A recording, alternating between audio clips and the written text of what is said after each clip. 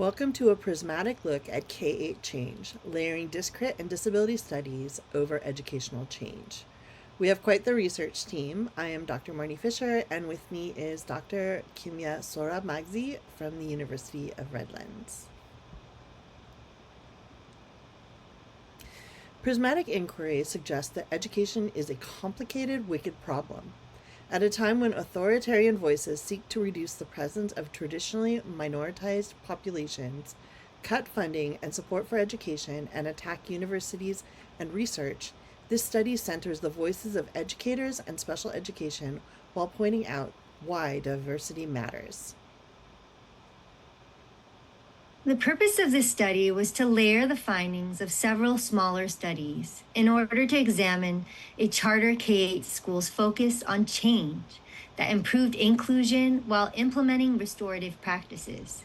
The school's foundational focus on project-based learning and adaptive leadership was layered against the goals for improving inclusion and implementing restorative practices while monitoring change. The development of a disability critical race studies, DisCrit, marks a significant theoretical advancement that fills important gaps in both disability studies and critical race theory. When these perspectives are applied separately in educational settings, as Amana et al. Describe in their seminal work, DisCrit theorizes about the ways in which racism, disability, and ableism are built into the interactions, procedures, discourses, and institutions of education, which affect students of color with disabilities quantitatively different than white students with disabilities. This framework offers an analytical tool to interpret the patterns observed throughout this volume, especially the ongoing discrepancies between ideals of inclusion and the realities of exclusion outlined across all our chapters. Studies. This arose from the understanding that students hold multiple marginalized identities, experience layered forms of exclusion that cannot be comprehensively examined through a single access approaches. It builds on intersectional theory while specifically focusing on how disability and race mutually shape each other within the educational context.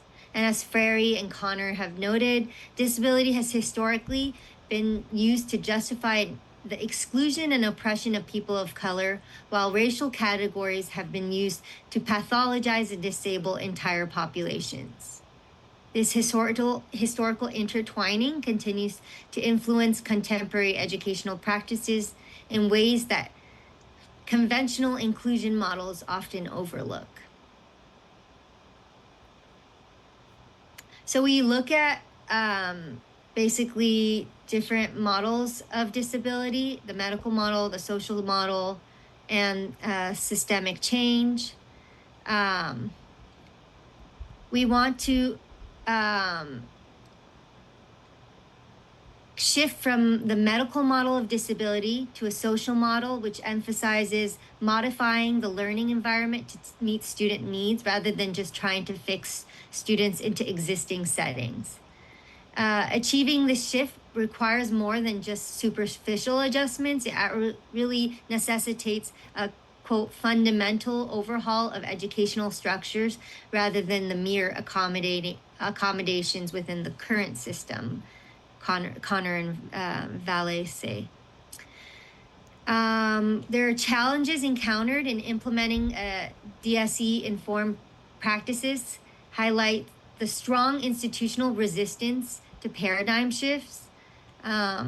Some analyze charter schools and note that despite policy rhetoric advocating inclusion, the ways choice policies are implemented often undermine inclusive practices and lead to marginalization of students with disabilities. So this discrepancy between the rhetoric and what's the reality in classrooms exposes a gap in theory and practice and the space in between. indicating that we really meaningful transformation must be addressed at multiple levels simultaneously. And the potential of DSE lies not only in reframing ideas, but also fostering new practices and possibilities. Educators must continue to challenge deficit-based models of disability and question traditional segregated approaches to special education.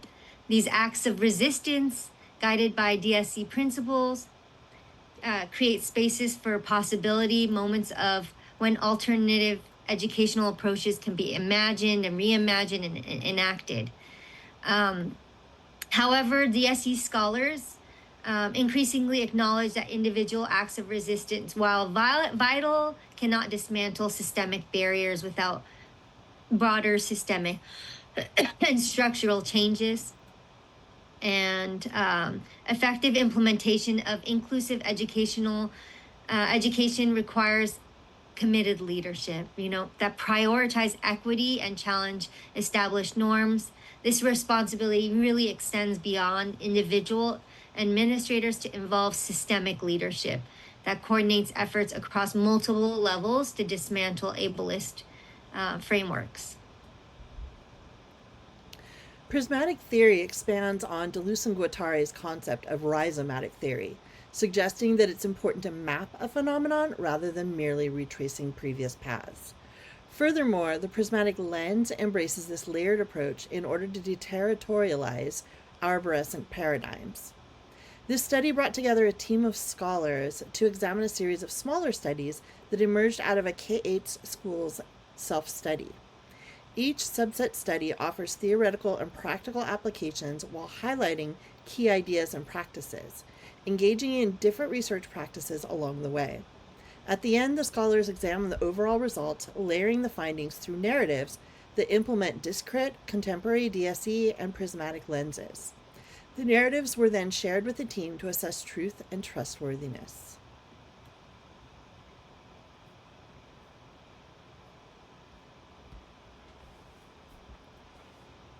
We applied the tenets of DisCrit,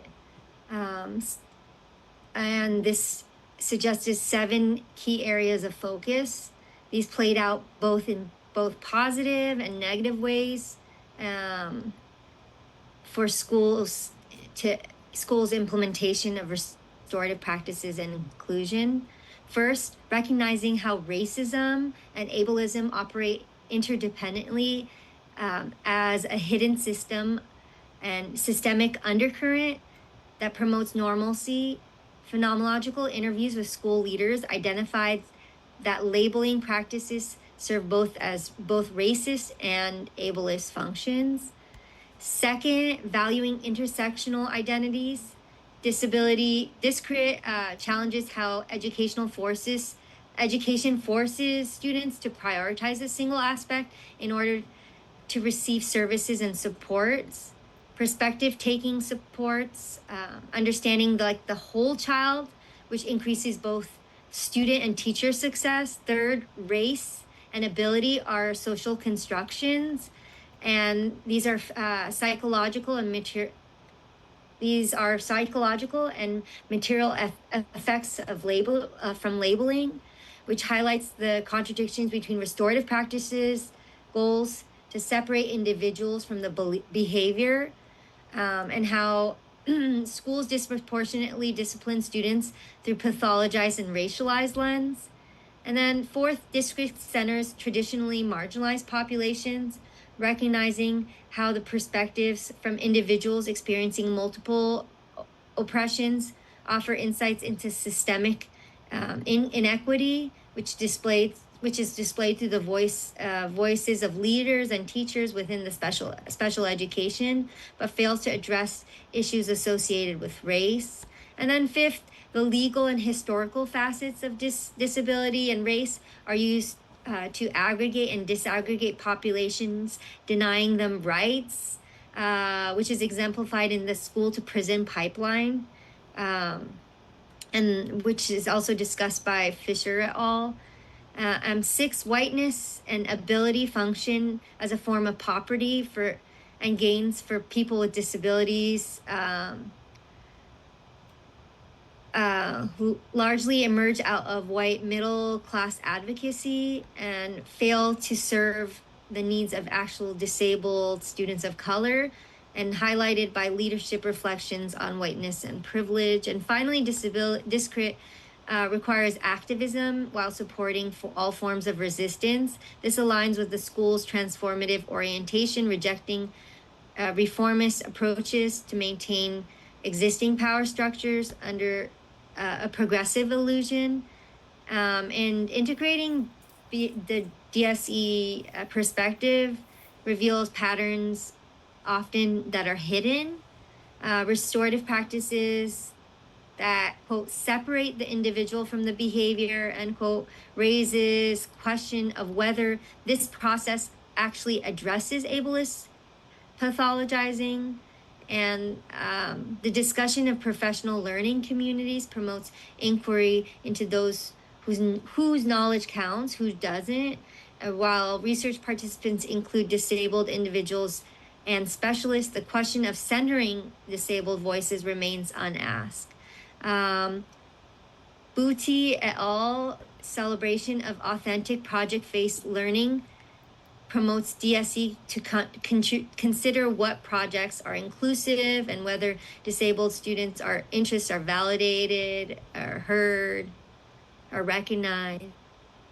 Beatty et al. Sorry.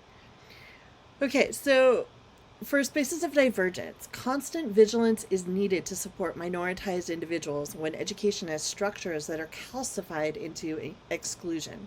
This is especially important under a presidential administration focused on silencing facts and science, undermining education, and destroying traditionally minoritized voices. Perspective taking is an educational key, as is leadership that ensures that minority and unpopular voices are heard, while maintaining a fair system. DisCrit and Contemporary Disability Studies in Education note that educational spaces are in a constant state of divergence. Exclusion is about division and separation, naming, separating, and clustering groups, then denying them. Educators, however, are called to dismantle divisive practices. The school's leaders all have ideas about success, and they are all growth-oriented.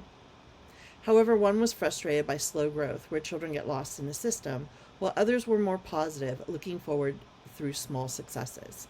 Ultimately, though, the goal for them is that no child will ever be lost and that programs continue to grow.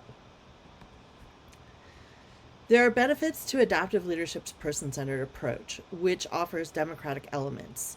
All of this is surrounded by qualities of adaptive leadership, which is democratic enough to hear all voices while supporting minority and minoritized voices.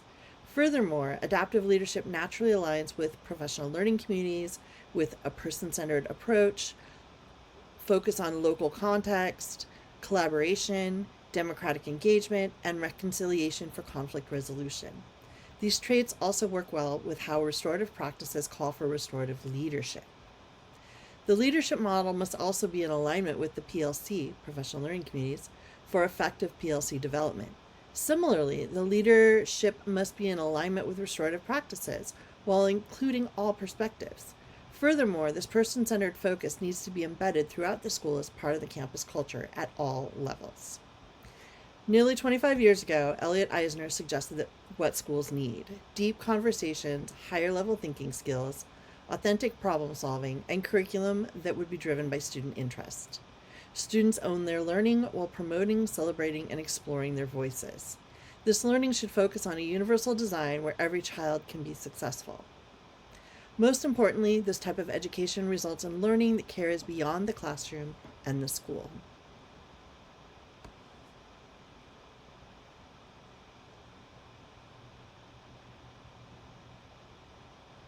The study advocates for voices of educators and special educators while asking a few questions.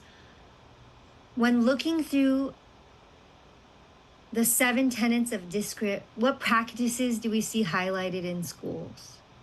How does education call us to advocate for the whole child? And ultimately, this research calls for us to stand up against the authoritarian mandates while supporting the fact that education is messy, and a one-size-fits-all model does not work for understanding a single phenomenon in schools or education. Any single phenomenon in schools. And we have references. Thank you.